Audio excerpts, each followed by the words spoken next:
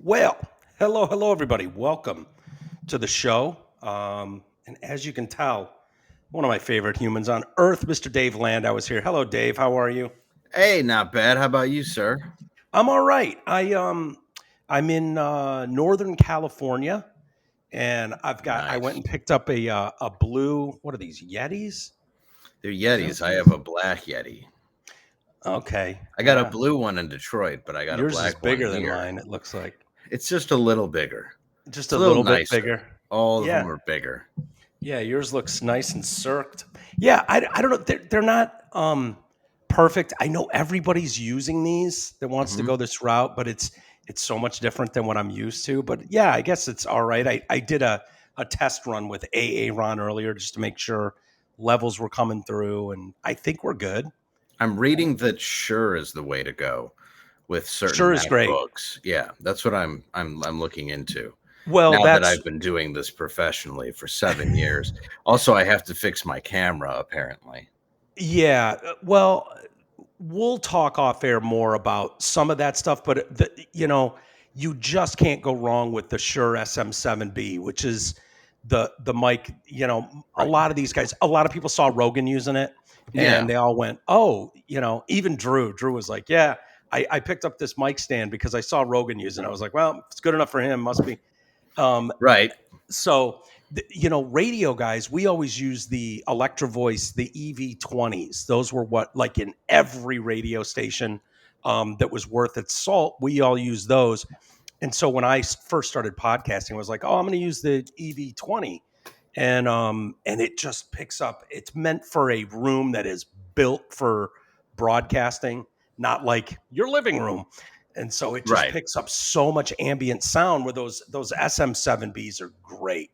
So I think that's the way to go, but it requires some processing stuff. Otherwise, if you're doing like this, the USB into the thing, it's just not as professional as someone like you demands. Thank you. Yeah, I've always been very careful with the equipment I've used in the studios that I've become a co-host on, or shows that were built for me.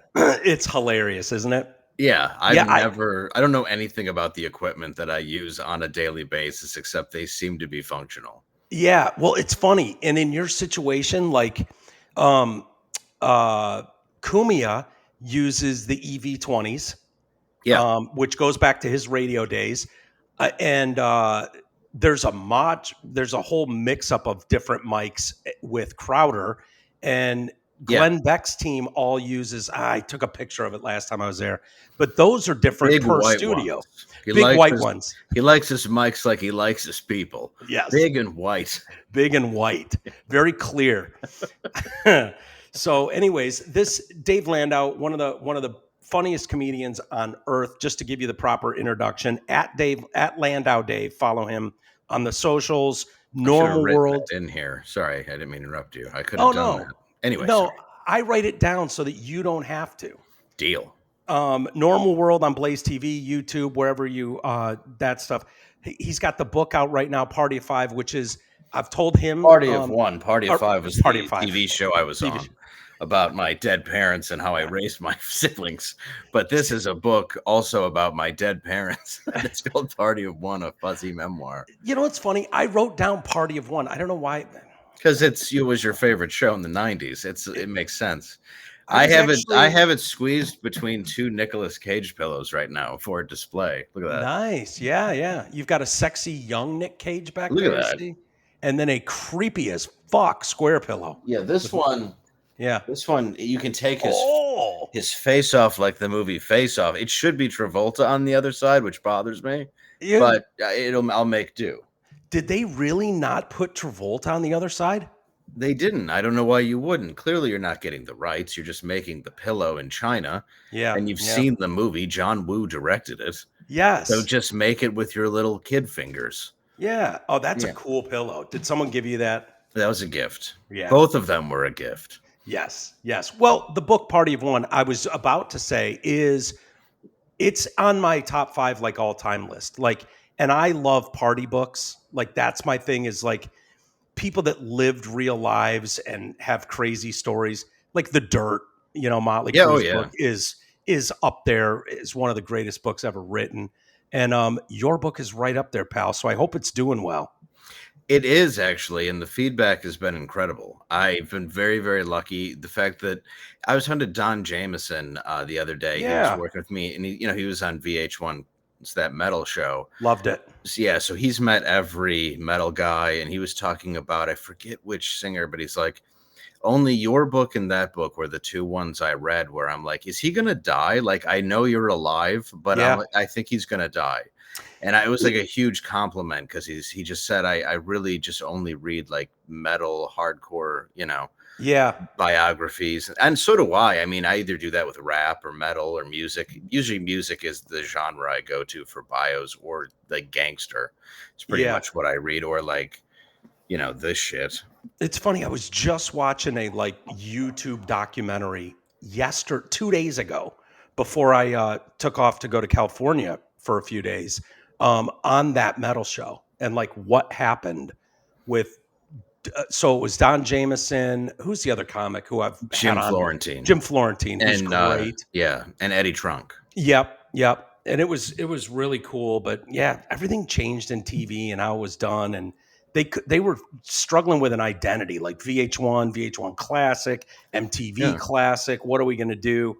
You But could do so much with the internet with that stuff, though, and none of them ever tried to expand in that way because they wanted to just stick to television. And I mean, unfortunately, it's dying.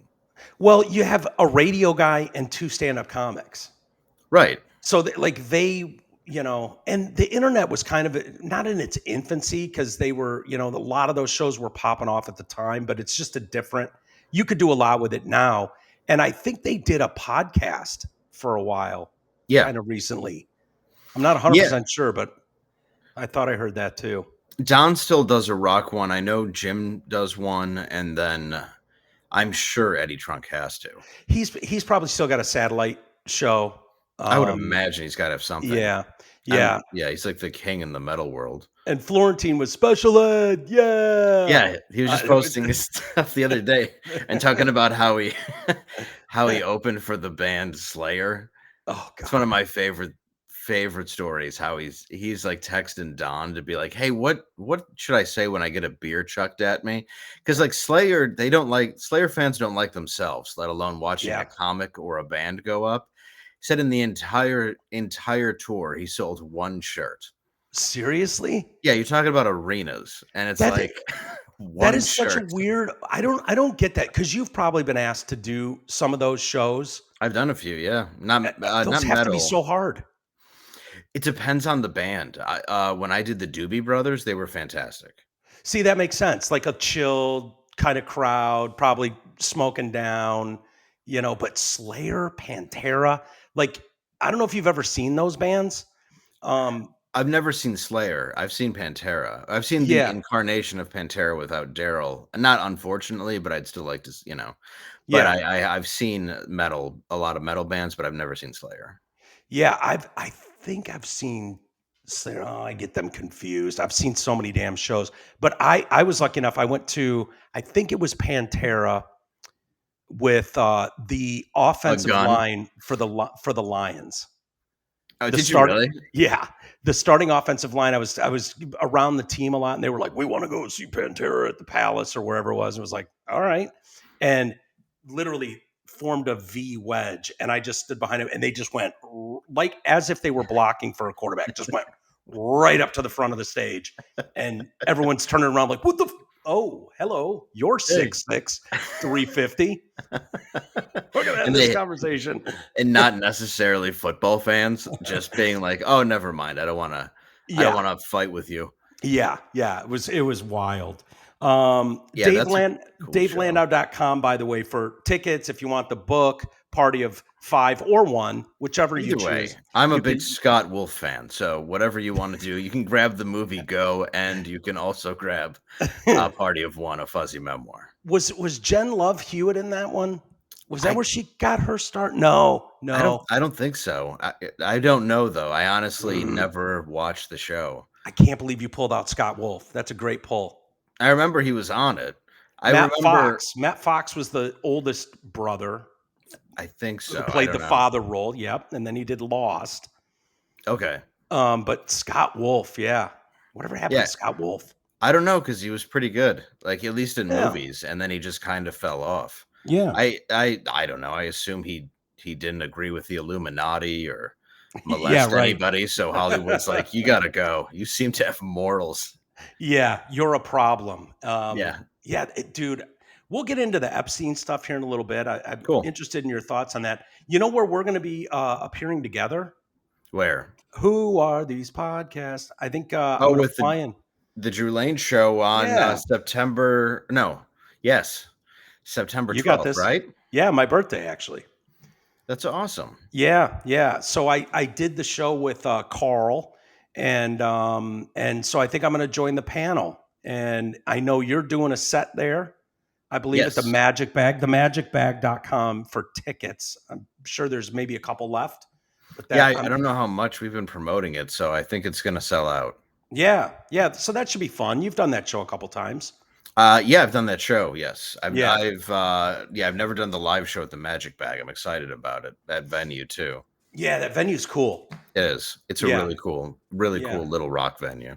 You've got some shows coming up too. I wanted to mention the 18th and 19th. We'll see if your website is still accurate because every time I do this to you, you're like, "Yeah, that's wrong. That's wrong." So hopefully, People move stuff, and then I move stuff, and yeah, yeah, it happens. But are you going to be at Uncle Vinny's in New Jersey, I am this July weekend. 18 and 19? Yes, then I'm going to be at least on Kumia's show on Sunday, Nice. and then Monday I'll be on Gutfeld. If anybody's near a TV. Excellent. And coming up in August, then you're doing 3 days at the Comedy Mothership in Austin. That's right. Yep, the last August 20. You probably have it written down. August 29, 30, 31. There you go. Yep, those are the See? days. I'll As be long as one of us be knows what we're talking about, we're good. yeah, I'll be headlining the old Comedy Mothership. It's a really fun room. If you are off for what is it, Labor Day, come on out and enjoy your weekend. Just have fun in Austin. Excellent. I'm going to go to one of those with you. You should. You're Yeah, invited. yeah. I really want to go check it out. I was going to go last time, and I can't remember what came up, and I wasn't able to go. But yeah, I definitely want to check out the club. But I think you need to buy tickets 4 years from now to get into a show. It's about that, but I'll hook you Something. up. Yeah, I I think you. appreciate I that, think you buddy. have to buy them 4 years in advance, unless it's for my show. I think you can still get tickets for Well, my show. you're being humble. I know that will sell out, and I'm gonna definitely do that one of these days. How happy are you with you mentioned doing Kumia's show? Who could have thought that radio would welcome that dude back and a one night a week AM at ABC and just kind of take the guardrails off and just be like, dude, do you? Don't worry Mhm. about it. Do you?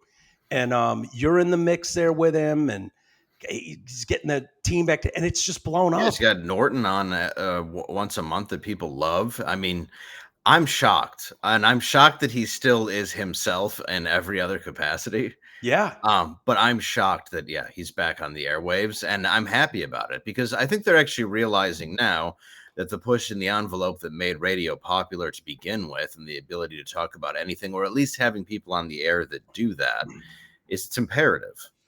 And yeah, I think so much everybody's like, you can't get safer than morning radio and how bad no, most of the markets are.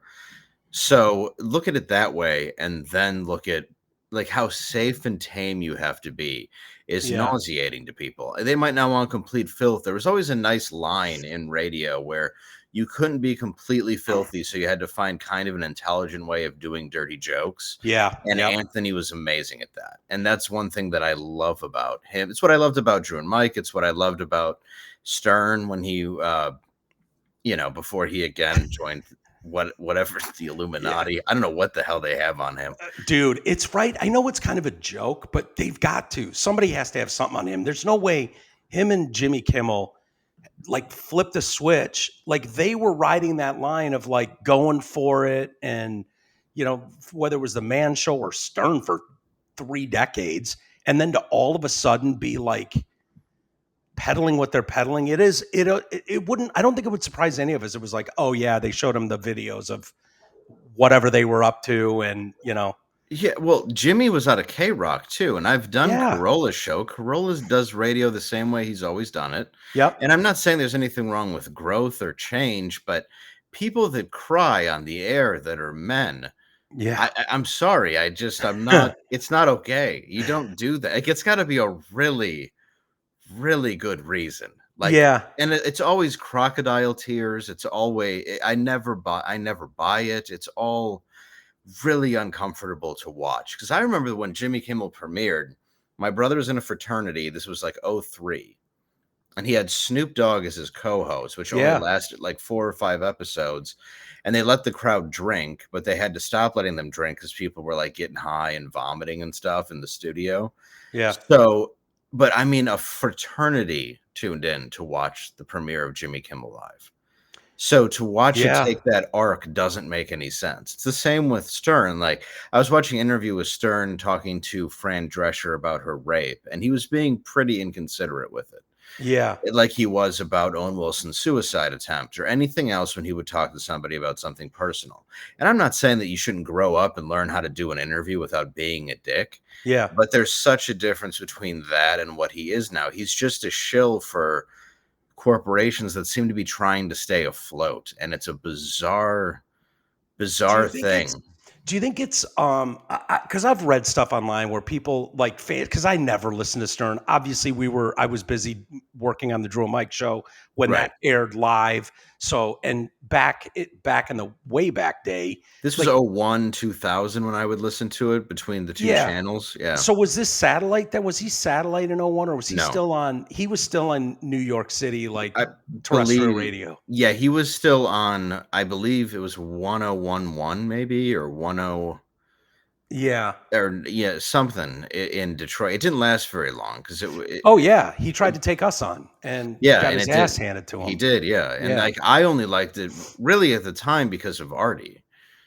Yeah. And I was a big fan of Artie, so I would always listen to it, and I think a lot of people did for that reason, at least for my generation. I mean, I did love him. I went to see the movie when So it did I. came out, years before. Like, I was Yep. definitely a fan, but I was like, I never really watched the E! Show or anything. I actually just liked the radio. Like, every now and then I'd tune. It was impossible not to, but Yep. I Dude, would same, yeah. same. I had both his books. There was the Mhm. one Private Parts, and then there's the one where was it Miss USA or something? He dressed up as like a drag.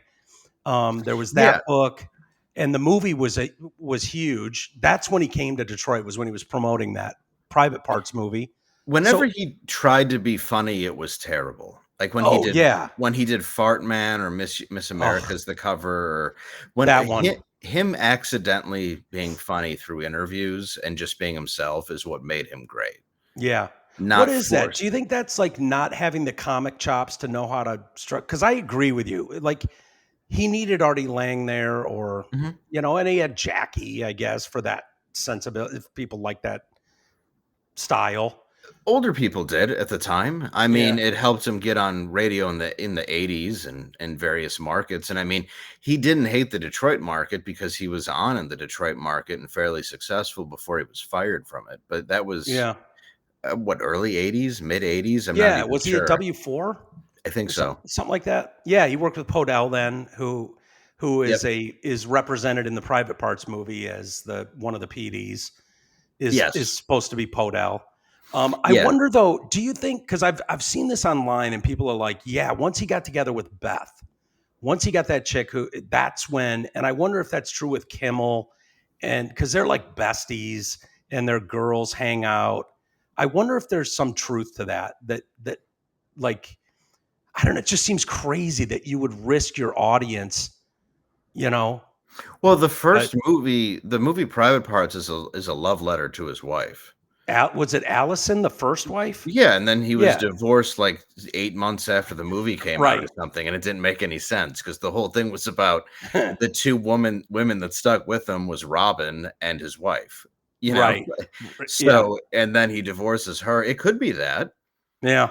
I just can't imagine actually, no, you know what? I can imagine. I can certainly imagine a woman marrying a man who's wildly successful and then trying to change him to be more success I absolutely can. You could see that? Yeah, believe it Yeah, or not, I believe that could happen. dude, I have left multiple relationships, like where I started getting questioned about things said like this podcast, where it's like, oh, really? You heard you talking about that chick, and it's like, whoa, dude, you got to understand what I'm doing here. I come home to you at night, but on there, I got to be like, go for it, guy. Sorry, this won't work. This won't work. I cannot have that in the back of my mind, that worried that I'm going to have a conversation about this later. No, especially because I started when I was on Anthony and Artie's show. Like, I can't hold back. I can't be the one in the room being. I mean, my entire career was trial by fire after being a road comic who did morning radio occasionally. Yeah. But yeah, you can't have somebody who's going to watch every word you say and come at you at night. And I know a lot of guys who deal with that. I know a lot of guys who deal with that as in comedy in general too, I guess, in stand up I've met a lot of women that deal with that with their husbands who just don't take it seriously when they're the breadwinner. And it's like, look, this is a character. Like right now, I'm not being one, but to a degree, when I'm on the show doing the news, like on my own show or 100%. talking, these are all like, these aren't my real beliefs. Like Cookie Monster thing happened today, or not. Elmo happened today where they hacked his account on Twitter and made him a Nazi. So I put up a picture I made of it's Ed Norton in American History X curb stomping Cookie Monster. And it just says C is for curb. And I put it on Instagram and Twitter, and I'm just watching people either get very mad or laugh. Yeah. But it's hilarious to me that if Elmo's going to get his account hacked, I'm talking about him like he's a real guy. But it's hilarious, and there's a lot of things I'm gonna say, like, that's not really me. I don't think you should curb stomp anybody. I do think it's funny that Elmo curb stomps Cookie Monster. I also have gone on with Anthony about American History X, where it's like, you realize that whole scene happens because a group of skinheads beat black guys in a basketball game, and you lose me right there. I admit it's a good movie, but it's like, couldn't we have picked any other sport that they would have beat him at? Because that's where it starts. And one of them's morbidly obese. Yeah. That's hilarious. Yeah, they beat these fit black dudes on Venice Beach in a game of basketball. Right.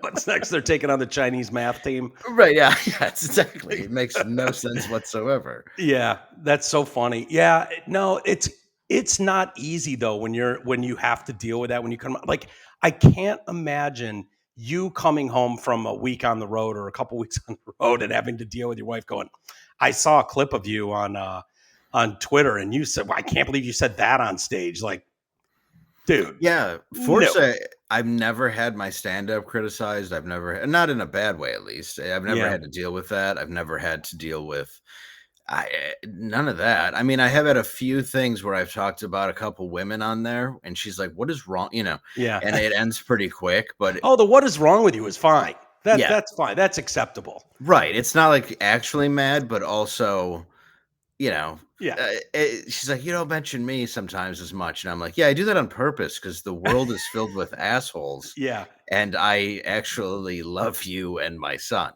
Yeah. Our son. Like that's, our real life. Yes. The way that we live in the real world, as opposed to the one that I create where I'm saying all kinds of awful stuff just for fun. Have you run into the story yet where, because I'm certain you have, because I know I have, where it's like, this does not go public. Whatever happened in this personal life situation, we don't talk about that publicly. I'm wondering if I have. I'm sure I have. Yeah. Yeah. I mean, illnesses, stuff like that. Yeah. I'm weirdly open about a lot of stuff. I think it's just because I don't know. I've always been open about my life, and especially when I wrote a book and everything. There's definitely those things, though, I guess that, you're not going to necessarily bring up. Yeah. That time your wife shit her pants walking into church or something. Yeah. Oh God, no. I don't care. I don't know. I mean, I wish you didn't bring up the exact example. Sorry about that. But no, I think our family kind of gets it. they kind of get it. My family is just there's been one instance where my dad was like, no. And just like, all right, well, you'll be dead soon, and then I'll be able to talk about this, I Your suppose. dad loves you, though. I've met him. Oh yeah. Yeah. So, well, with my book coming out, I was really worried about that. So I don't know exactly how my family feels about all of it. I know my brother doesn't, there's fans of it. But Yeah. my cousin texted me, and she's great. She's honestly a genius, and I actually started writing it at her apartment in Brooklyn Yeah. years ago. And she's like, I just want to say how much I love your book, but how hard it is for me to read. And it's also a little hard. Like we knew grandma was a bitch, but now the Yeah. world knows that grandma was kind of a bitch. And Yeah. that's a tough one because it is still my aunt's mom and that's still her grandma. But the reality is she had her issues and they're in the book. Yeah. And I had to put them in there, and I changed the names, but she's like, it's hilarious how close these are to the real names. Bill instead of Phil. Well, yeah, it's like Brian instead of Ryan, and it's like Amy instead of Ashley. Like it's just sort of, Yeah. it's just like way too close. But I want, Yeah. but she loved it. But she also just to hear that different perspective of, she has to get used to the fact that someone is going to say to her, "Hey, that's your cousin, right?" Yeah. But when Yeah. I've been on other shows though, where they've had to ask her all kinds of questions because she was what do you call it? I don't know what they call it, but she was she hunted pedos for the FBI Oh. Yeah. right out of college. So I mean, she's a genius level like forensic scientist. Yeah. And she left that and became a teacher. Like I admire her more than like almost anybody in the world because you have to look at what happens to those kids. Yeah, And I've then interviewed some of them, and it's yeah. brutal. They can only do it for so long, and then they take them off just because of what they don't want those guys to be like forever desensitized to the most Oh horrific yeah. shit ever. When I said like how hard were they to catch, and she's like, well, most of the time very easy because they're so stupid. Like Yeah. the adults that do that, because it's very easy to catch them. It depends if it's a ring or not. But she would go after that, and just hearing about some of it, like, but after she saw it, she just said, look, I'd rather go and she went into really tough inner cities like Flint and Brooklyn and all these places to teach dude, she was teaching like science to like inner city kids who became something. They did something with their lives because they found her and she taught them, and it's amazing to see because a lot of these kids didn't have a chance, and it turns out that like someone cared about them. And this And is that your was aunt, her. Dave? This is my cousin. Oh, your cousin. Okay. Mhm. And she read Yeah. your book. Yeah. Oh yeah, I knew she would. She loves me, but she's had to Yeah. explain to a lot of people that are in that field, like, why is your cousin on this show? Why is your cousin on this show? Stuff like that.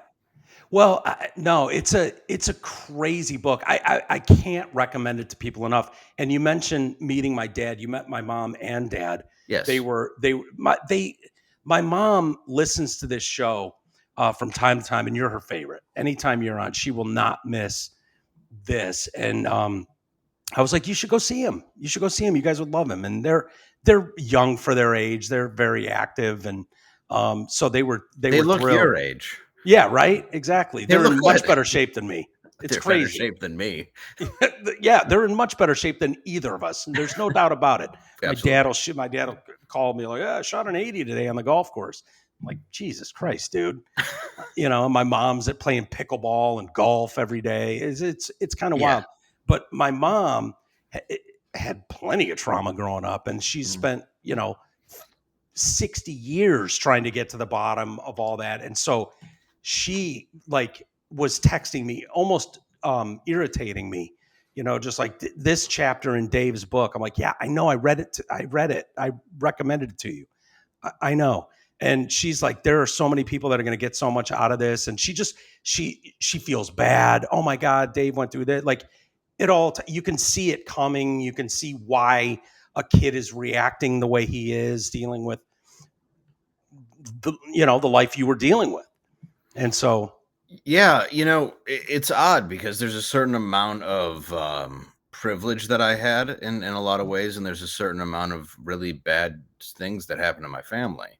And I was Yeah. lucky to live in a part of, I mean, I lived in the Grosse Pointe Harper Woods border, but it was literally 3 minutes to the most dangerous drug street in the US at the time, Yeah. where I wanted to get anything. And that's all you had to do was jump on the freeway at 8 and 94, get off on Outer Drive. You know, Yep. it was a 7 minute run. We timed it.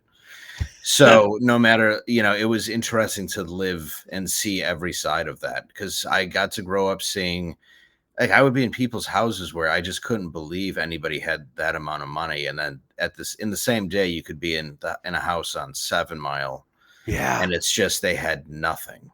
Yeah. And it was an interesting way to grow up too, to see that and to like get a perspective of what the world was. And I think Detroit has a lot of that. And I think a big problem is they go, well, the suburbs and the inner city, they're so different. It's like, well, we all kind of experience it, Right. you know, so you get that insecurity in either place. You know, I never felt secure in a mansion. I never felt really Yeah. all that insecure in a drug den, you know, even somebody's house that was poor. But if I was buying drugs, I never felt that uncomfortable in places. Yeah. That's kind Yeah. of wild. I feel the same way. They're like, friends have a house on Orchard Lake, and it's, it's a $5 million crib back in the day. I never felt comfortable in those places. Never.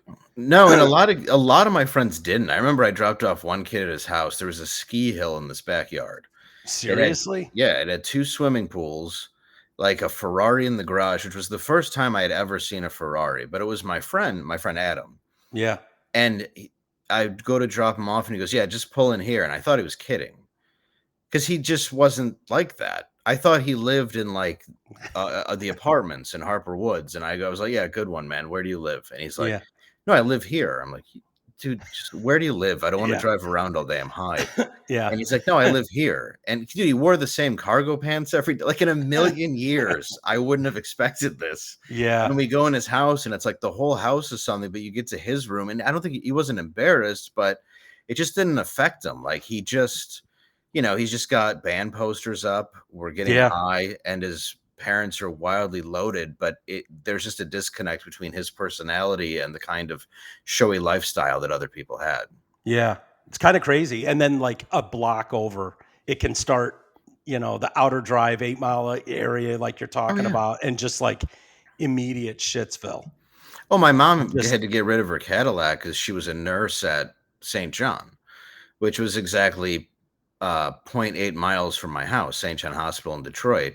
yeah. But every day it would get broken into. So she just left it unlocked after one point, because they would just unscrew the keyhole and then go in and try to get stuff. And it Yeah. was almost every day. So eventually she traded it in, but she would get this big Cadillac Fleetwood broken into every day. Yeah. Yeah. That's crazy. Yeah. You can't have, that's why we can't have nice things. It's Exactly. nuts I went and saw one of the worst comics ever. What's her name? That Asian chick. Oh, she was so bad, but I saw her in San I'll Francisco. take your word on it. Yeah, yeah, she was awful. But Is it the one who's like pregnant all the time? is it Ali Wong? Ali Wong. Ellie Wong, yes. Yeah. It was so bad. But Yeah. it was, she's doing fine. It was a packed Oh, no, house. she does very well. Yeah. Yeah. Yeah. Not White my women cup of like her. tea. It was obviously for some, and it was fun being with friends and a family for the event. We'll say that. But I remember being outside and there's cars parked on the street there. And this is downtown San Francisco, and notes on people's cars. I was taking pictures of it. Like, please don't break in again. The door's unlocked. Like, there's nothing in here to steal, but if you must, please don't smash my windows. Just Yeah, like, what do they call? They wow. call it like urban ice during the summer, because there's so much smashed broken glass on the Yeah. sidewalks in San Francisco. Yeah. Yeah, It's crazy. they pop their glove boxes. They open up the center console. Yeah. When you walk by, it's like, we have nothing in here. If you want There's the nothing. car, you can take the car, but there's Yeah. nothing to steal. Please stop Well, I, destroying my car. I went to an Apple store in the city, just walking around. There's an Apple store there, and they have a cop, like not a security guard, but a cop inside the Apple store, and his car is out front. And I swear to God, it's like an old Crown Vic with rusted rims, and inside he's wearing a baggy ass uniform. Looks like it's from the 90s. I'm like, yeah, their budget or whatever. They're just like, yeah, fuck off, dude. Here's your gun, whatever. Oh, they Just hate cops there anyway. They're not giving him anything real to no, work with. yeah, And he's probably the guy who's been suspended 18 times and has a hair trigger. yeah. He shot one too many of them. Yeah, it's just But it was just you saw it was like, yeah, no wonder the streets look like this. At least in this case, it was like that guy. I mean, couldn't feel like they don't give a shit about this job more than they do. Because I mean, seeing rusted out rims on a cop car in a major city, baggy ass, well, clearly an old ass uniform. It was like, yeah, that's well, the yeah. level of respect they have for the police department here. Yeah, and they go, "Look, we have no chase policies." It's like, "Well, you can't. Yeah, What are you yeah, gonna do?" You if you go above 60 or you try braking at 60, all you can hear is the tie rods breaking yeah. in your terrible car. You don't have the option to chase anybody. Yeah, the first question I would ask would be like, "Sorry, don't mean to be a problem here, but are you telling the bad guys we have a no chase policy too, Yeah, or are we just why? keeping that between us?" Yeah, also, could I, wear street clothes so I don't look like I'm wearing my dad's pants and like, work Yeah. outfits? Like, Why do I have a yeah, sticker badge? Can I get a real metal yeah, badge, please? just something. It's just, the pants are ruined from dragging on the ground. Yeah, this is bullshit. Yeah. Oh By my the way, god. this pepper spray's been empty since you gave it to me. Yeah, it's salt spray and it's empty. Okay. Also, could I get a full mag? I've been working with 3, Yeah. for quite a while, going to some dangerous areas. Last time I asked, you said Officer Steve had the other bullets. Can I borrow some of someone's bullets? Yeah, I just feel we should have some money for bullet no? Nobody No, can none. okay, No bullet money. just wanna Okay, make sure. again this month. So how gay is the parade gonna be again, and how much are we giving them? I can't Yeah, $1.6 billion for Pride Month. Oh, good, okay. Well, just wanted to make sure. I'll be, on guard. Yeah. But it doesn't make me want to run down there and go to another show. I'll say that, But No, I used to I used to love that city. When I first went yeah, there, it was 2002 when I was 19, and honestly, it was great. But I felt that way about Los Angeles too. yeah, I loved LA. I loved LA even in 2012 when it wasn't even that great, but yep. now it's a tragedy.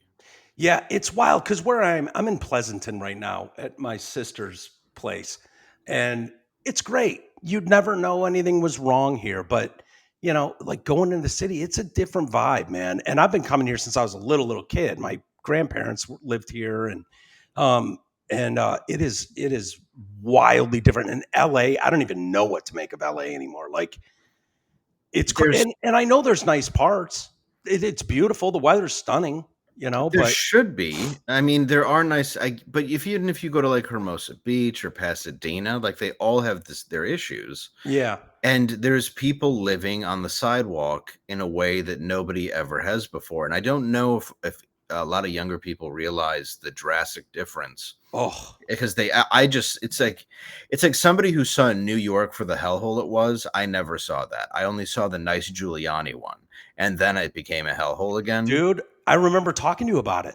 Yeah. And you were like, dude, I wouldn't come back out. I was talking about coming and doing Kumia's show with you before that ended. And you were like, I passed a dead body today on the street. Dude, I told the cop, I go, there's a dead guy right over there. And he goes, yeah, we're working with this one right now. All right. And I was like, sorry. Yeah. Like they must have shared the same batch, but I wasn't on a side. This was next to Madison Square Garden. There's just dead people. That's crazy. And now I go, even last time I went, I forgot like something decent to wear. I just had t-shirts. Yeah. So I'm like, I guess this was maybe like 6 months ago. And I was like, oh, I'll just go. I remember there's like an express store or something, Yeah. and I walk and like, dude, there's nothing left in Times Square. Yeah. Nothing. So I ended up going on Gutfeld wearing a Boblo shirt.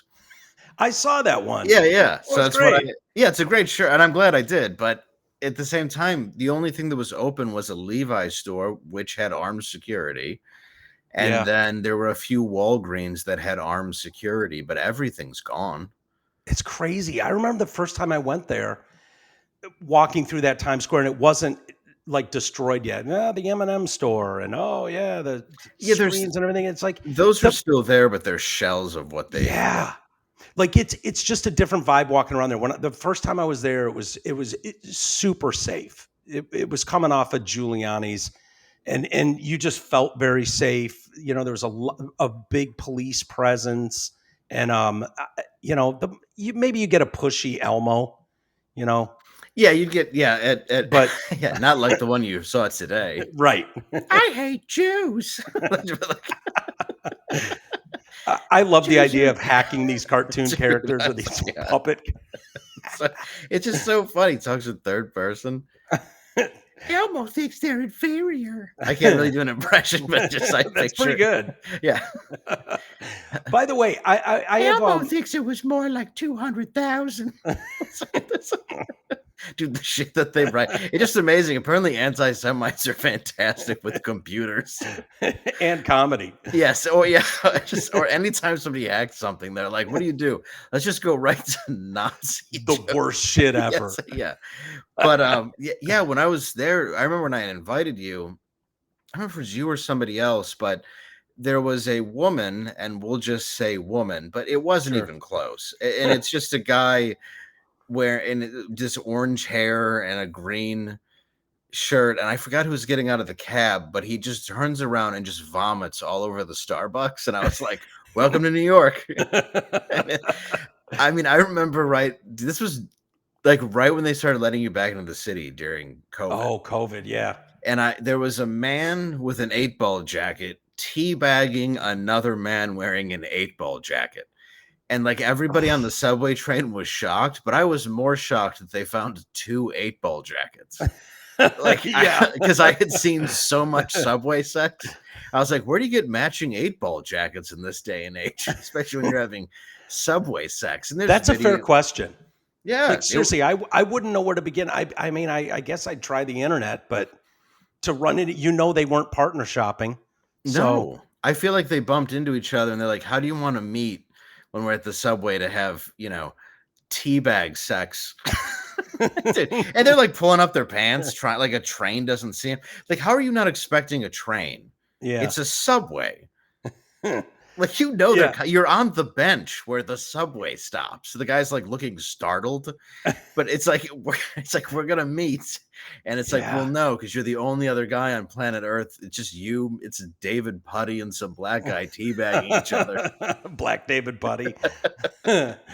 Yeah, what do you think is going to happen with that city? Because you're obviously still going there. You mentioned you're going to Yeah. do a Kumia show coming up, and it's kind of, I remember just kind of tiptoeing around, like probably not the best street to go down. I don't know that I jump on the subway now. Like, I don't know if I would either. I used to carry around like small enough weapons that were legal in New York, where I had like spikes that I could like put between my fists, and I had just like little stuff that kind of made me feel secure. I don't remember Yeah. if the spray I had was legal, but I just had stuff that wasn't a gun that I could have on me. yeah, And I would walk 100 blocks to work, like through Harlem and everything. But those really, now I don't really know, because the stuff that happened during COVID was really heinous. And if anybody's watching this and is saying like, oh, it was, I'm like, dude, you're talking about like babies getting shot in rich neighborhoods at point blank range, like stuff that was happening Wow. there that I had never, ever seen before. yeah, At least not where it was so common that it was constantly making the news. yeah. And after that, I mean, you just look at the rat problem, the garbage piling up. It sucks because it's an amazing city, but I imagine anybody who visits there is just like, this is the worst place I've ever been in my life. Yeah. Well, I see it on if I tune into the 5 or something, it's common to see those guys talking about like this is fucked up even for New York City. Yeah, well, You know and what I they're mean? Like they're in an area that's like Radio City Music Hall, right across the street. right across the street. Then Yeah. it's a great area. But I remember being there for a protest because it was like Biden, Bush, and Clinton were speaking at Radio City Music Hall. I have never seen this much cops present for what could have been a riot. Really? Yeah, there's a Jewish guy walking, and it was a bunch of pro-Palestine protesters. Ugh. And I have it on camera, but I mean, I never put it out because I don't want any cops to get in trouble, because the guy was really being kind. But he stops this Jewish guy who's in, kind of full garb, so it's very obvious he was ascetic. Oh, the Hasidic. Yeah, Yeah, yeah, yeah. the curls and all Yep, that. yep. And the cop's like, "Hey," he goes, "Hey man, I'm not trying to tell you where to go, but don't walk that way." And Yeah, he's like, "No, it'll be fine." He goes, "Please, I'm telling you, please don't walk that way." And the guy's like, "No, I'm gonna," and I mean, he's like, all right. And the guy walked through it, but I was admiring these cops trying to be like, I'm just trying to help you because these people are idiots. And they were. yeah, yeah. No, that's got to be terrifying. And for a cop, it's almost like you're seeing the future. Like, dude, you keep going this direction down this block, that this is going to be a problem. Yeah, they're here protesting your existence. That's the Yeah, part that I can't grasp, how many yeah. people have turned into just such massive anti-Semites. It's And crazy to see, and isn't it? it's disgusting. And Yeah, I've seen Jewish people who are turning into anti-Semites, and they say, just because I'm Jewish and I'm anti-Israel doesn't mean, I'm anti-Semitic. And it's like, do you think that this other group is going to spare you? right, Doesn't make any right. sense to me whatsoever. And I mean, some of these are my good friends, but I don't understand, like, this idea where you're talking about starving kids and what they're doing and how they're destroying this other country. Assholes. Sorry. Black white neighborhood. Yeah. Yeah. Settle down, Roops. Yeah. Is it Ruby? No, that's Charlie, my sister's dog, and then my dog Cece is here, of course. Chuck, You're settle good. down. Settle down, Chuck. Yeah, it's a weird time we're in, man. And I just I always figured we could set aside like yeah, I can separate what's going on. I can call out what's happening in Gaza or wherever and understand that some kid in New York City has nothing to do with it.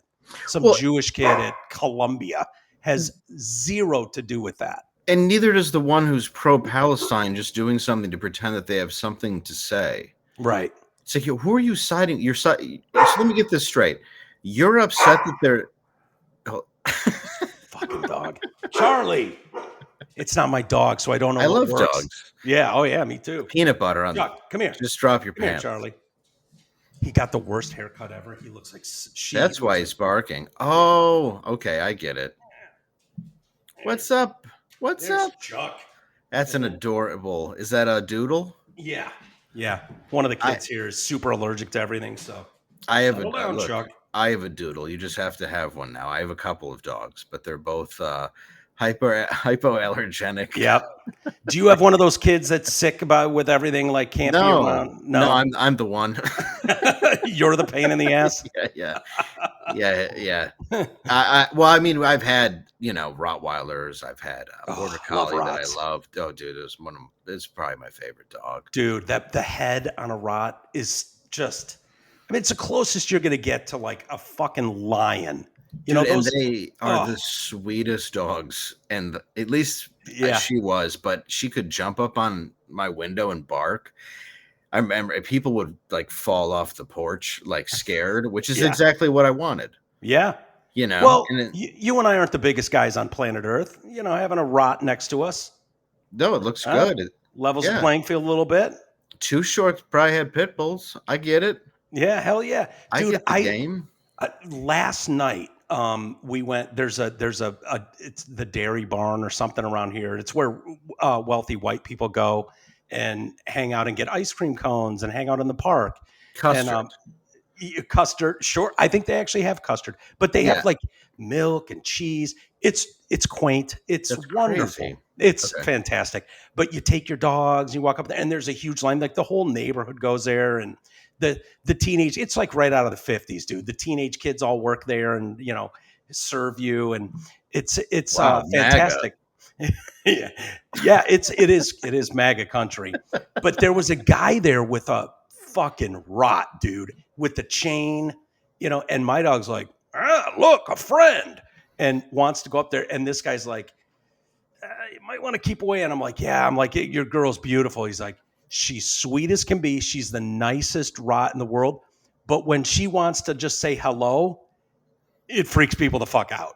It's Yeah, well, that's why you're like, mine doesn't have a dog collar; it's wearing a padlock. yeah, And we were at a dog park once, and a dog that was probably about the same size as my Rot, but kept coming up and kind of going at my dog, and I didn't know I'd never really been in this situation at this point, or even knew what my dog would do, but it was like snipping at my dog.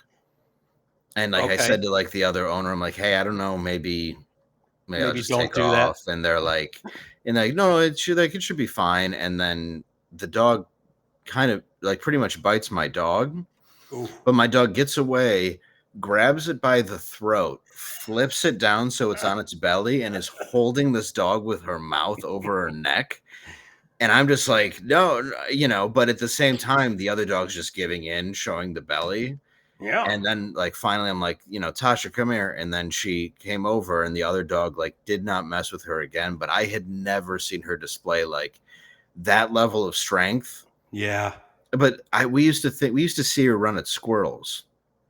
And we're like, that's hilarious. Like she thinks she's gonna catch squirrels.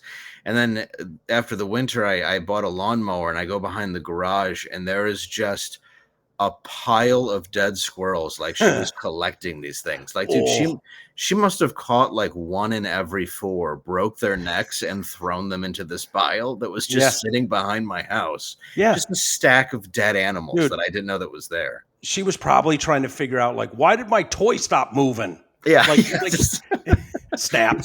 These keep breaking. Why do these toys suck nowadays? They keep breaking. I gotta just a pile of them. I'm just sitting there like, I should really brush her teeth more. She's murdered a lot of animals and then just come in the house. People that listen to Drew and Michael remember Drew talking about his cat Ned. He had this cat Ned back in the early days, and he at one point found Ned's what he called Ned's John Wayne Gacy crawl space. And it was just like a scrap yard to whatever fucking things Ned was collecting and murdering. Yeah, that's what this was. Yeah. It's just completely, it's just Dahmer's freezer. And you're like, oh, my dog did this? Dude, and you wonder how, because I've seen the same thing like, nice try, Goofy. You're not catching that thing. And then they do catch one. And you're like, how did you're almost proud of them. Oh, yeah. I had my border collie and my rod. I looked and they were eating a bunny. Yeah. And I came outside and I'm like, no.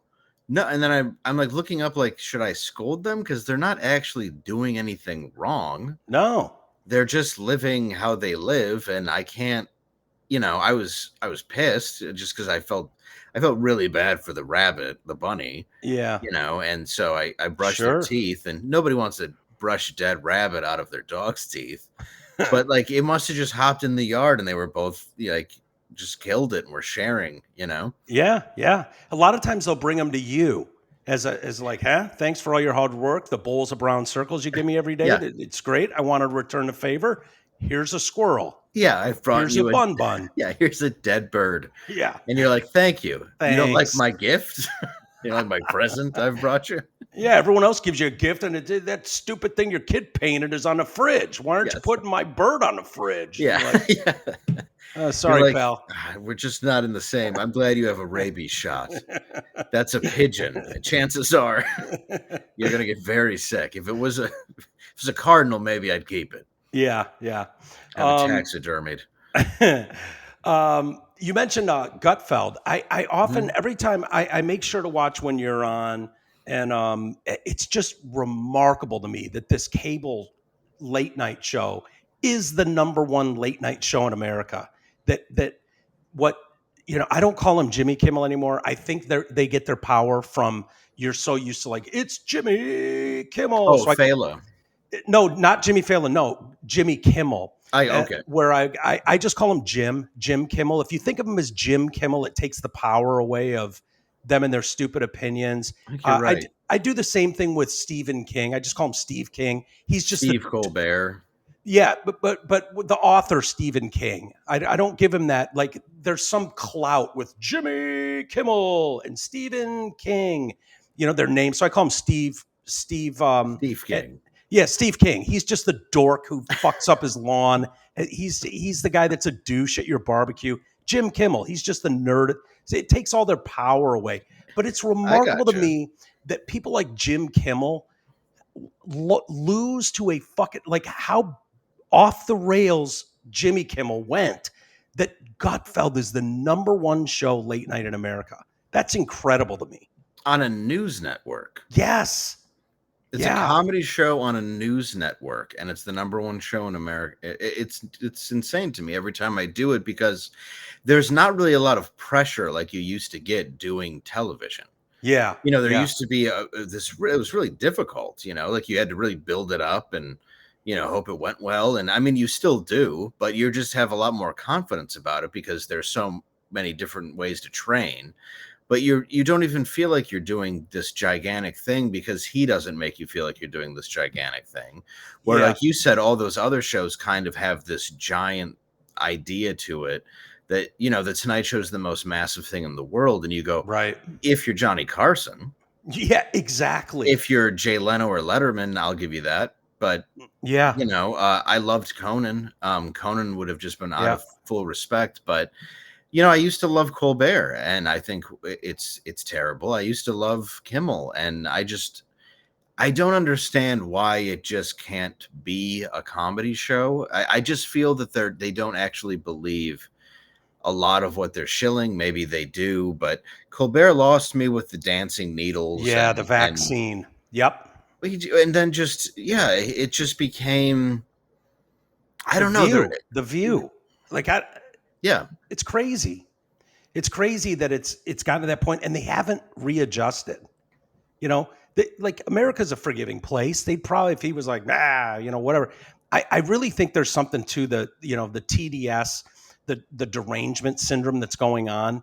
mhm. Like I think clinical whatever they'll study this shit at some point. Like I've it's never seen crazy. anybody hate a politician in this way, or at least I don't know, but I don't know if it's that we've ever had the internet this big. I'm sure some people hated Obama, but I've never, as somebody who's voted for both parties, Yeah. I really don't understand how most people, especially in the comedy sphere, don't have a moderate view where they rip on stuff. And I really hate being in a sphere where people expect me or, go, well, you're on this, so you feel this way. And it's like, no, I don't. You don't know anything about how I Yeah. feel because I think both parties are the exact same thing. And I Yep. think if you don't believe me, look at everything that's going on right now. There's Yeah. nothing good happening right now because we've been allowing them to get away with murder and embezzlement.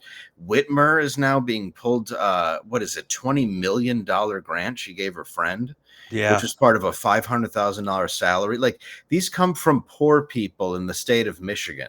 Yeah. Tax dollars, not all poor people, obviously, but this is your money that people just mishandle for a job. Yeah.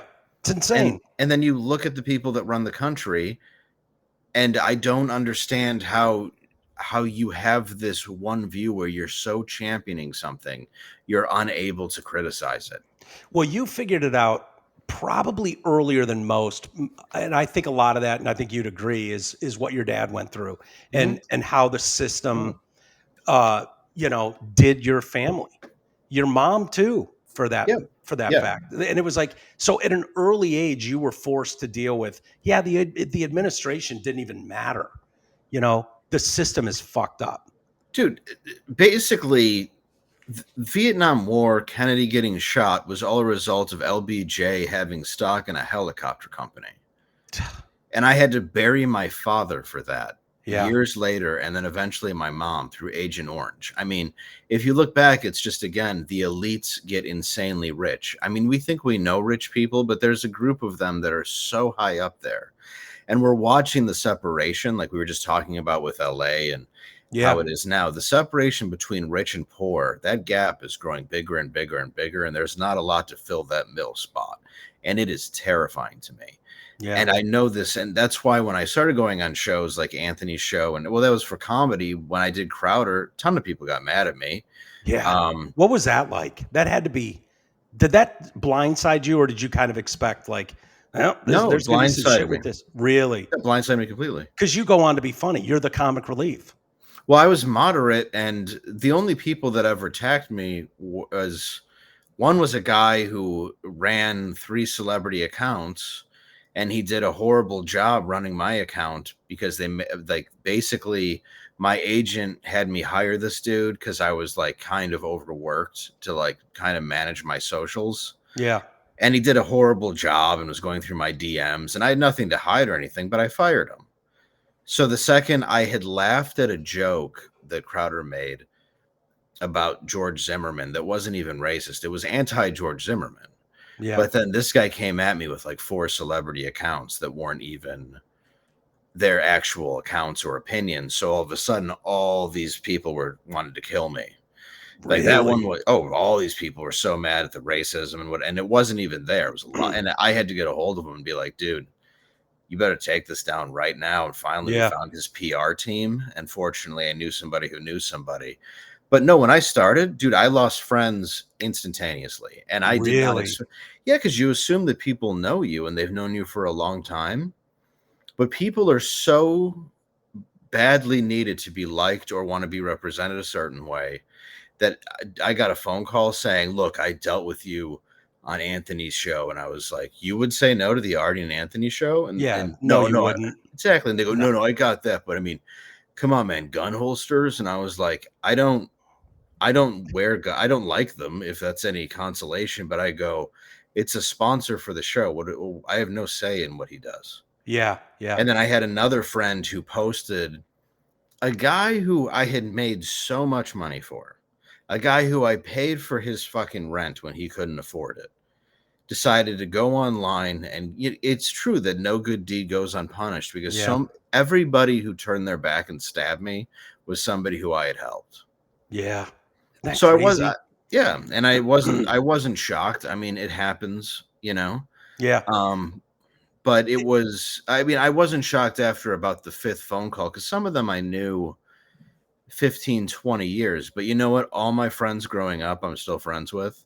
Yeah. None of us have ever even had anything except for, hey, Dave, you're doing awesome. You know, Yeah. just keep going. I've never had any real friend ever treat me like that I've known forever. Only It's just friends in entertainment.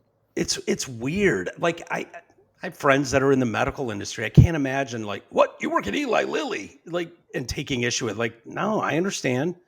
It's your career, your job. Like, the decisions you've made are stand for themselves. It's like, yeah, anybody in that space would take those jobs. Like, And of course. I understood when people got, I mean, I hate to go back to it, it's been a while, but Yeah. but it's like the people who got vaxxed versus the people who didn't. I understood people doing it for their job, the anger. I understand fear. I understand the idea of the news channels pumping this fear into you all the time. Yeah. I have empathy for people who 5 years later are still wearing masks. Yeah, I'll make jokes, but at the Dude. same time, it's the Stockholm syndrome, and you're just wearing this salute to the government over your face, which is the organization. You, you probably can't see this, but I literally took this today. You probably can't tell. That is a woman in the car next to me with a full face sheet over her face and giant gardening gloves on in a car by herself. Like, you can't tell me that person's not mentally, like, off, like, gone. Well, that's just Gone. PTSD. It's Yeah, like right. there's a difference when you see it too, because PTSD, you can have a lot of bad stuff happen to you. I saw a lot of very, very bad things in my life, and you can read it in my book.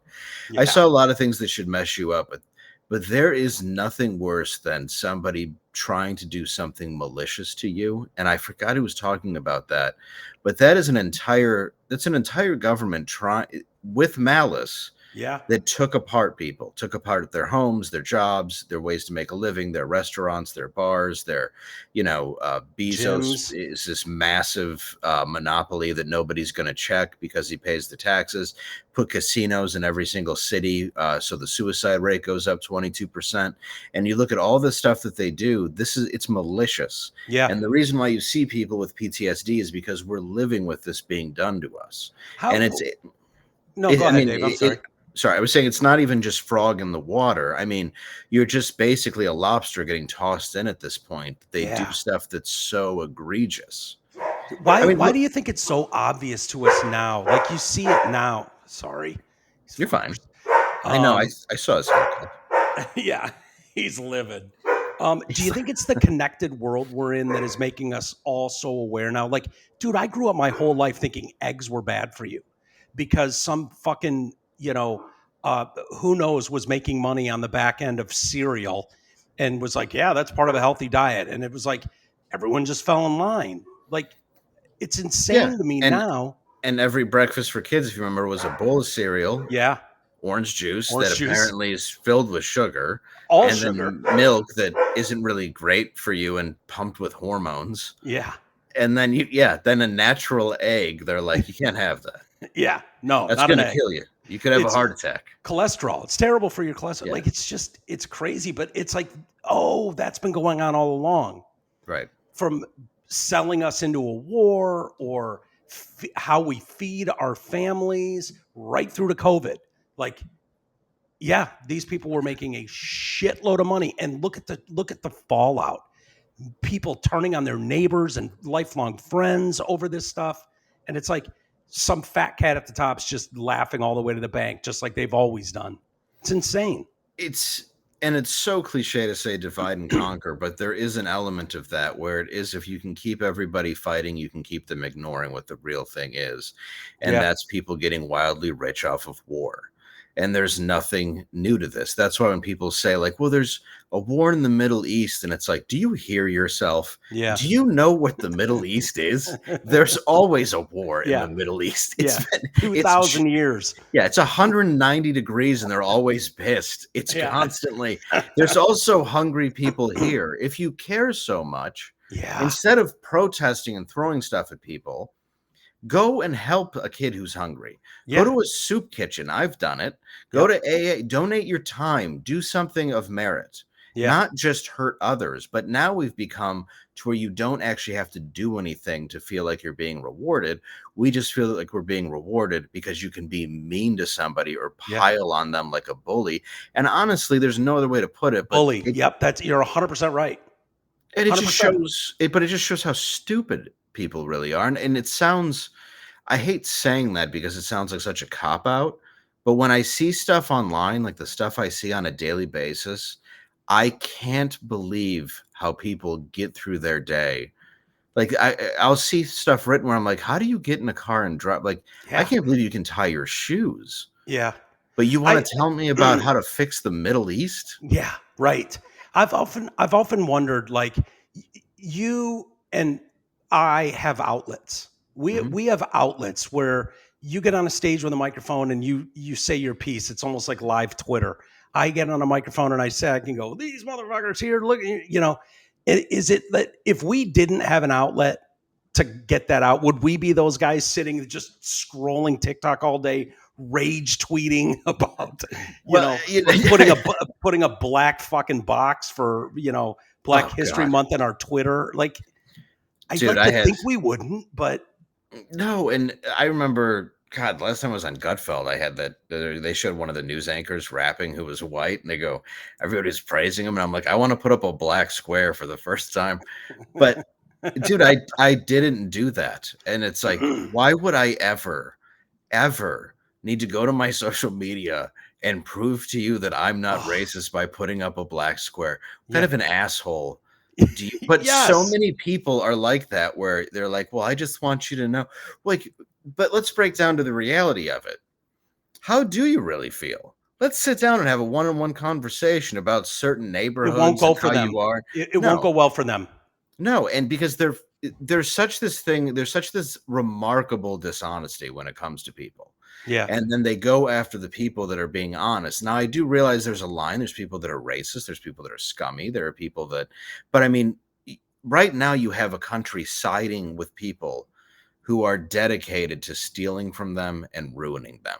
And that's something that I think is unforgivable.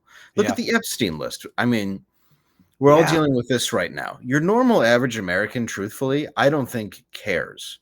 Not in the sense of they don't care about children getting hurt. Of course they do, or teens or whatever it was. But I think that obviously the social media circle does. And then now you're blaming Jews. Now you're blaming, like, all these things come around. But there's a reality to this where, okay, the left was called a pedo who was hiding the Epstein list the entire time because Biden and Hunter and everybody was on it. Now the right is hiding the Epstein list because obviously Trump's on it and Trump's being called a pedo nonstop online. Mhm. Except it's way more harsh than I saw it being dished out to Biden, if I'm being honest. Yeah, yeah, Where the amount of being people calling for his death and all this other stuff. But what are you supposed to think as a voter? Like, I could lose tons of followers just by saying this, but I'll be honest, it is disheartening that he's saying there's no list. yeah, it sure It's is. And truthfully, what are you going to do if there's a list? There's probably, okay, let's say there is this black book. So you have a black book that can come out. Who can prove it? Ghislaine Maxwell, who's now in jail for doing nothing. For 20 She years. For having been part of nothing. Yeah. According to everybody there was Yeah. never any sex trafficking. So why is she? And now she's saying that she will testify in front of Congress where to find it, Yeah. which is an easy way to cop a plea deal after you saw P. Diddy's rich ass just get off. Yeah. There's a Or a suicide. They'll kill her. Oh, of There's no course they will. way she's going to speak to Congress. I don't care what she says or what they've already said. Like, no, or I think Pam Bondi came out today and said, no, we're not talking to her or whatever, just written it off. It's insane. And Pam Bondi's the one going, this was on my desk, now it's gone. Putting on a show of having people that came from my own network holding binders saying that was the Epstein list. Yeah. There's obviously a deep state. And part of that, there's a lot of names on that list and a lot of people that travel to that place. Yeah. I mean, there's pictures of Stephen Hawking laying there just like, and there's just girls with daiquiris next to him and stuff. And they're like holding one for him, even though he can't drink it. And, but these are things that happen. Why would you trust the government? Then why would you fully to have this pure allegiance to Trump or Biden? Makes no sense. I just don't. I get called a fan of Trump because I don't attack him maliciously for no reason. The same as I didn't with Biden. The same as I didn't with Obama. Yeah. It's like, but when it comes to it, this is bullshit. That we know there's something. Yeah. So is it how you met Melania? Because I've heard that theory. And if it is, who cares? Yeah. I mean, there's really no way of proving who did what unless you had an actual black book and a record. But you could just say there's a flight log, there's a this. It's probably not as bad as people think it is. I don't know what people expect it to be. That's the thing. It's like it's going to be. It's not going to go. Okay, Bill Clinton rim job at 3:00 by the pool. Right. You know what I mean? And then there's a Polaroid. You're not going to get that. You're just going to get variations of people who visited. So why hide it unless there was something that you were all involved with? Yeah, and I think that's probably more likely when the names being tossed around are Bill Gates and Copperfield and like big political names and it's a crazy time. I found myself today. I threw on CNN a couple hours ago, and there's Jamie Raskin's dumbass talking about he's demanding the release of the files. It's like, hey, dipshit, I'm not too old to remember that your team was in power for 4 years in possession of this list that's all of a sudden so important to you. They claimed it wasn't real. The same as they claimed Hunter's laptop wasn't real. Right. It was absolutely real. Yeah. That's another 100%. crazy. There's a book came out called Laptop from Hell that had all the content in it. Yeah, Miranda Devine. Yeah, exactly. Yeah. And it's like, so she finds this, puts this out. It's not a thing that you can't just deny it and pretend it doesn't exist. And that's what they did. And now they're both doing it with the same thing. And that's what bothers me. I think what people thought with Trump, and they might be coming to the realization that even that's bullshit, but I think what they hoped with this administration was when you're talking about Kash Patel, Dan Bongino, Pam Bondi, even Donald Trump himself, that we're the team that's coming in to bust up what has been the corrupt right and left, politically speaking, and we don't give a shit. We're coming in and revealing secrets. MLK, JFK, 9/11, Epstein, and then this is just heartbreaking to see, like, why are you guys even asking questions about this still? We're still talking about Trump's like, what? Still talking about Epstein? Now, he had a point in a little way where it's like, we're dealing with this, the floods in Texas today. Really, you're bringing up Epstein? But no, dude, no one's going away from the Epstein. This will go down in discussions like JFK's assassination or 9/11. That's not going, you can't just be like, yeah, nothing to see here. But Well, Peter Thiel wants to sue Alex Stein for pointing out the fact that he was cloud seeding. yeah, You understand that all these kids were at a camp where the weather was being predicted to be nothing like that, and all of a sudden 20 feet of water fills a valley near where you cloud seeded, yeah, where you try to do weather control? Why should we yeah. not question that for a second? It doesn't. And then there's interviews with the guy saying that he's not sure if the human race should go on. It's perfectly Is that legal the for, blonde haired guy? I Weird think, looking dude. yeah, I, he's I a weird saw an looking dude. interview Yeah, with him, and it's he's of course, no, no, no, no, no. This didn't have anything to do yeah. with us. Yeah. And you're like, yeah, of course you're gonna say that. Well, he went on Glenn's show because Glenn questioned him, and it's like, yeah, but why are you going on a tour about how you didn't cause it then? Yeah. That's a great reason for me to think you didn't do it when you're like, look, Yeah. I should probably go on all the talk shows and explain how I didn't make the weather that killed a bunch of kids. Yeah. When clearly we have I don't care what you have to do for farming. I think fucking with nature Oh, is the dumbest, most dangerous thing you can possibly do. It should not be allowed. And I realize that smokestacks do that. I realize there's arguments to be made. But the idea of something like this, that is a direct fallout, in my opinion, of what somebody else did. And look at the lives that were lost and how quickly they were. And for yeah. somebody to pretend, if somebody could at least look at it and go, well, we're doing this for farming. You're never going to be forgiven. But if you can at least look at it as the person who did it, and change it so you don't do it again. Yeah. Do it. Yeah. Like Well, learn from it, but it's always I didn't do shit. I didn't do anything. yeah, yeah. And no one's going to trust him anyways. And to your point, Mother Nature's undefeated. Like I can't think of a single thing where it's like, yeah, well in this instance, we were able to stop tornadoes after all. Like no, it doesn't exist where we're going to come up with a way to defeat Mother Nature. Like it's just not Ever. going to happen. So, No, sorry, I didn't mean to cut you no, off. no, no, you're good. I'm just with you. And there's very few people who I think look at it and go, look at all these sides of it and have to be honest with themselves. I thought the idea of like controlling the weather was insane. I didn't think that was a real thing. Yeah. Yeah. Then you go, oh, they do that, or they at least attempt that. Yeah, it's nuts. Do you think that that blue rain, did you see some of those videos of the people in Texas? Purple rain, yes. No, the blue rain, not Oh, Prince. oh, Um, chocolate rain, you mean? no, not chocolate. Chocolate rain. God, Chocolate rain. And chocolate rain. No, did you see that where the guy's like camping and it's raining wherever he is? He's like, what the fuck is this? And it's blue. It looks like it's like I don't know what to make of that story. But I don't either. whatever they're doing, I wish they'd stop. I just that's really what it comes down to is people cannot believe in global warming, climate change, whatever. All I know is this summer is hot as hell. Yeah. If people want to be honest, whatever's causing it. But I also realize that for the amount of pollution we put out, China puts out 1,000 times of it. Yeah. We just turn our heads because that's the kind of thing where we go, well, we can't fix that, but we Or can. India. India's just as bad too. Absolutely. But they're You like, know? but we can scream at Jews in Times Square, and I think that makes us good people.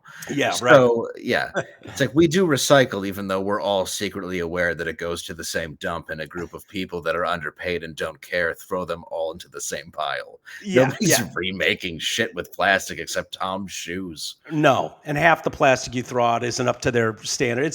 It's hilarious. I think China stopped taking our garbage. They were like, yeah, we're done. And it was just like, yeah, these are just all going in the same hole. Yeah.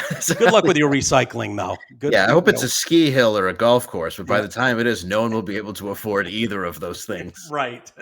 Just make sure you use the blue bin. Yeah. Keep using the blue bin. That's made out of plastic. But Yeah. It's whatever. recycled plastic too. It's not. I bet it's not. Yeah, I guarantee you they throw recycling bins away Oh yeah, there's probably a whole dump dedicated to recycling every bins. time you replace them.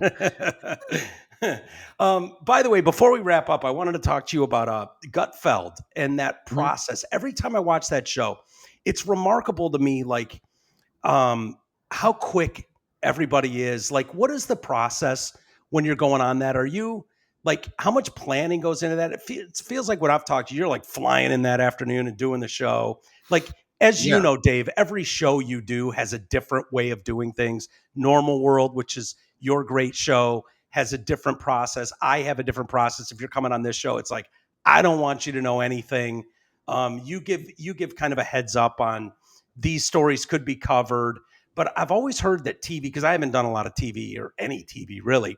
I've always heard that like every word they know what's going on. Like there's no surprises when you're talking about network television or cable television. I don't know how true that is. It seems really free flowing, but you know, I always fear like every time that questions like to Dave, what do you think? And I'm like, oh man, I wouldn't have anything to say right there. And Yeah. there's Dave with a great answer or a Yeah. joke. It's interesting. There you do like any show, you have to submit content, but you're also getting the content at 4 and you tape at 6.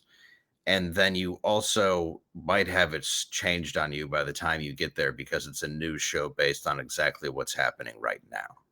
Okay. So you can kind of put stuff in so you can feel if they might greenlight it or not. But So then is that what Greg's you mean by submit? Like they might reach out and go, "Hey, do you have any thoughts on these types of what's going yeah, on in the sometimes world?" they'll go, do you have any thoughts on like this might be a story? And then you can tell them. And then the idea is Greg will ask you a question. But if you're a comic, Greg is not going to ask you the question that's geared to the joke you wrote. So Right. you're not going to get it anyway. So it's like, but you can kind of get an idea of what you can put in. Like I said something on the last show where they beeped out my mouth and the word at the same and what I Really? said at the same time. Yeah. What did you say? Do you remember? It was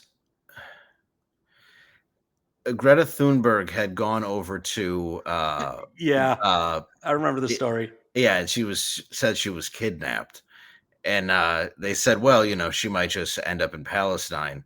And Greg goes, well, she could get laid. And I was like, well, if she ends up in Palestine, she's definitely getting fucked. And then it got beat out because even like the audience gasped. But he lets you get away with it to a degree if he trusts you. But Yeah. like Last Comic Standing or anything like that, word for word, what you were gonna say had to be reviewed by all kinds of people. We're lucky where Greg kind of just glances at it, but if he trusts you enough to be on the show multiple times, he's not going to worry about it. And he knows there's a small buffer of time where you can take it out. Now, that's frustrating to every network. If you're the guy that comes on that they got to constantly edit out, you're not going to get invited back. Yeah, yeah. But if you can throw in a good curveball that they can bleep out and the audience can kind of read it, that's memorable. So it's like, it's just how well you should play it being on there and realize the audience you're in front of. Yeah, so Greg wouldn't know like, "Oh, I'm gonna throw this to Dave," and, because it goes around the horn and you guys can all respond for the most part. It's like Yeah. he doesn't know exactly what you're gonna say. No.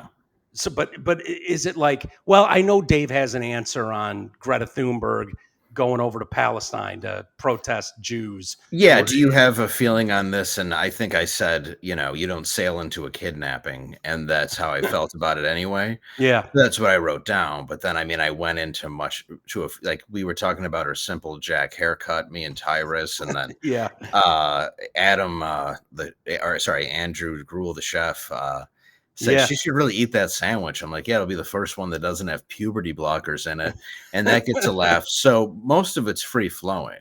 yeah, At least as far as I know from a comic guest standpoint. I don't know for the rest of it. I mean, obviously he has two very talented writers that I know personally, which is Joe DeVito and Joe Mackey. So for his monologue yeah. and Mackey's everything, fun. Mackey's a weird dude, dude, man. he's so funny. So funny. I Yeah, met him on SNL and or not SNL, it was at NBC, Last Comic Standing. yeah, And dude, I lost it. It was when Obama was in office and he was talking about how, like, can you imagine if the forefathers came back and saw how we were treating guns? And he goes, if the forefathers came back, they'd be like, who's that in the White House? Is that Ben Franklin's kid? And I just thought it was so like brilliant. And he yeah, was so nervous that instead of walking out to center stage, he walked out and went to the left or stage left for some reason and just stood there and did his set in the completely wrong place. But it was so yeah, real and humbling. The judges loved him and he was such a fantastic writer. Yeah. And so Greg's, his monologue jokes are written, but yeah, sometimes right before you go on, they're going to go, hey, instead of this topic, we're going to talk about this. Greg will throw to you. So no, you don't know, And are you cool with that? Or is that like, oh shit, man, I No, I was love ready to, it. yeah, I yeah, love improvising is where I started was at Second City. I love trying to find the edge on a show like that too, yeah, because the audience isn't necessarily fully my audience.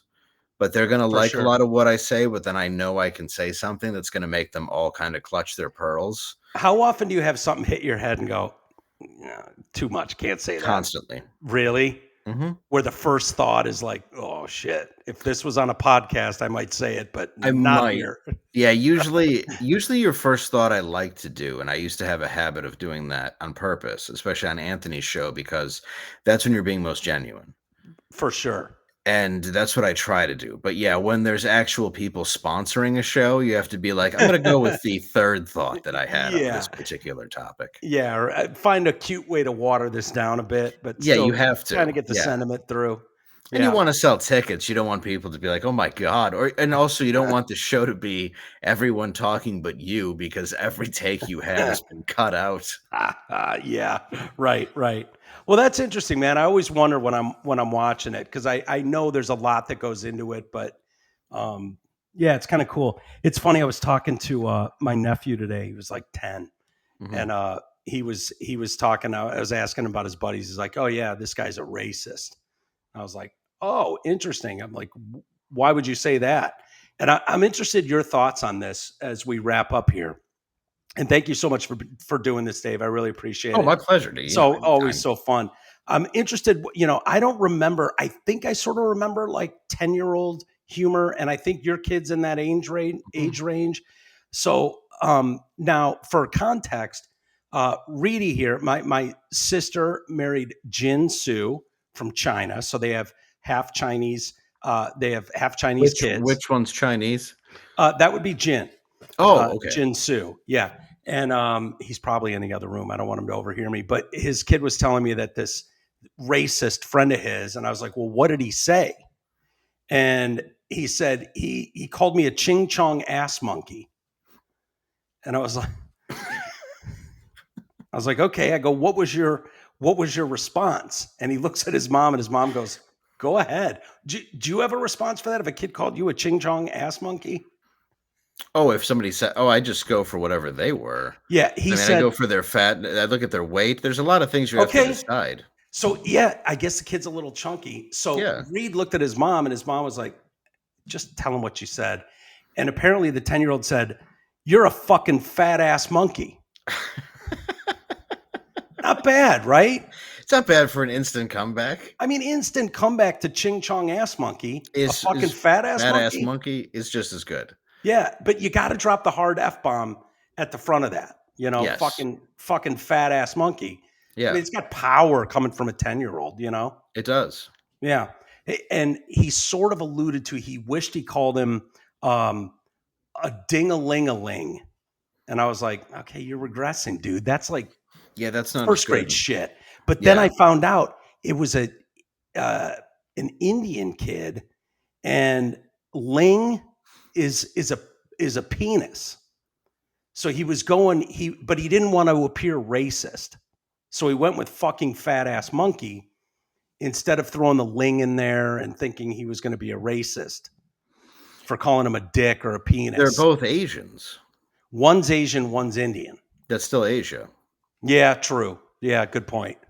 I say you just go for it. I mean, he's the Yeah, one that opened up the can of worms. You're allowed to throw anything in that at that point. I yeah. mean, toss in, I probably shouldn't give the kids Oh no, advice. give him pointers. Absolutely. Oh, yeah, I would immediately be like, "Why don't you get me a Slurpee, you fat fuck? I see you've been drinking them all day."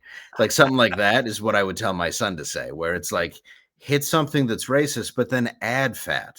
Yeah. So now Okay. you've won in 2 ways, and you've stereotyped their culture, then see what he comes back with. He's going to Because like, have now you're nothing. like, you've been filling, because that's what I would do as a kid was I wasn't big. My brother was big and played sports, but I could talk shit when I did. I knew how to win until somebody wanted to fight, and then I He'd would step I'd, in. I'd often win. I mean, to be honest, I didn't lose a lot of fights, but I didn't Yeah. fight that much. But a lot of my friends were larger and wanted to fight. But Yeah. my son, who's 10, he's come to me and said, at times when he's 6, 7, 8, and I've been like, well, next time he says that, you say this. And then he'll come back and he'll be like, Dad, everybody was laughing and he shut up. He never said, and I go, yeah, Yeah. you just have to find, I go, so what is it about him? And I go, okay. And then I'll give him exactly like the right lines and he'll go and use them and then come back. And now he's fast. He does it on his own. Okay. He's very, very quick for his age. And I'm very lucky for that, where it depends on where you're growing up for how innocent you are. And he's pretty damn innocent, to be honest. And it sounds like your nephew's similar. Oh, very much so. I think it's because there's so much content that they're limited to what they like. So Yeah. they're not exposed to everything like we were. Like we had no choice but for older brothers to start playing us rap Yeah. tapes and showing us porn when we didn't want to see it. Like they're Yeah. now they're the older kids are like, "Oh, you play Minecraft? Cool, so do I. I don't even like cars." So Yeah. they don't really have to worry about becoming a degenerate. Like I was listening, my son listens to Eminem and a few things, which is fine. But I Yeah. mean, I was listening to Eazy-E on a Walkman when I was 7. Totally. So there's a big difference between our youth and that one. So they're kind of taught to be kind, but they're also crazy cruel because they're kids when they want to Yeah. be. And that's why I'm always like, yeah, fine, insult them the same way, but then make it funnier by finding something else Yeah. that's as insulting. Because now you gave him back 2, he's got to come back with 3. He's not going to have it, and you've Not gonna be already prepared. won. He's Yeah. going to be your friend. So that's the advice I would give your nephew. Yeah. Well, he took half that fat ass. He called him a fat ass monkey. That Fucking was well fat ass. played. Well played. I love that. I'm gonna give him that. Either the 7-Eleven or the Slurpee reference. Yeah. You put that on the end, and it's like the whole place is gonna lose their shit. Yeah, even if it was banana bread, you could throw that in there if you just wanted to call him your fat ass monkey. You look like you only eat banana bread. Like just something where it's, if he doesn't want to be racist, he can then associate the animal to a cake. Yeah. Yeah. Like Yeah. just this little way. So I understand his conscience. I understand why he feels that way. But I Yeah. also understand that it's like if someone's being racist to you, this is obviously outside of white kids, but he's Asian. But Yeah. if somebody who is equally oppressed is being oppressive to you, Right. you are allowed to fight back. It's Is totally there a line though when you're 10? Like if he went straight curry, like if he went hard, like on the curry smell of curry stuff, if he would that was have been? like, yeah, your house just lost 10 grand because your mom makes the same meal every night, something like that. Yeah. Yeah, exactly. I think Yeah. it would maybe be too highbrow for him to get it yet, but he Okay. could save that for middle school when everybody's kind of starting to realize when they go over to his house. It's like, do you guys ever just order pizza or is it just this shit all the time?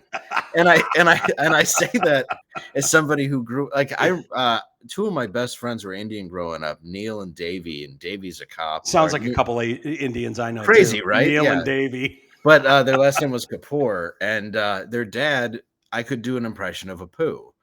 Yeah. So I couldn't go through Thank one you. Come dinner. again.